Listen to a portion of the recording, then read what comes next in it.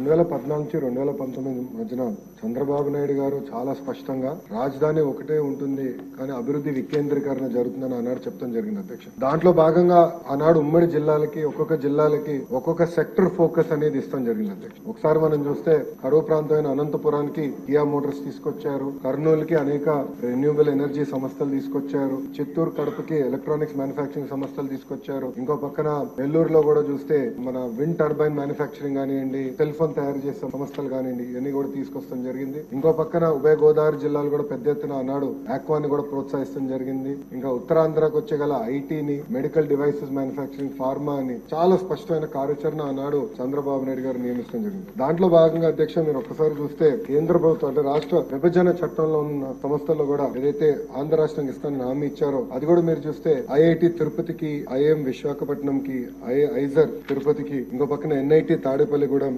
IIIT Kurnool, central university Anantapur, ఇంకా central tribal university Vizianagaram జిల్లా కూడా అన్నాడు మన ప్రభుత్వం కూడా ఇష్టం జరిగింది. అంటే మీరు చూస్తే అభివృద్ధి వికేంద్రీకరణ అంటే ఇది అధ్యక్ష. అంతేగాని 500 కోట్ల రూపాయలు ఖర్చు పెట్టి ఒక ప్యాలెస్ కట్టుకుంటాం కాదు అధ్యక్ష.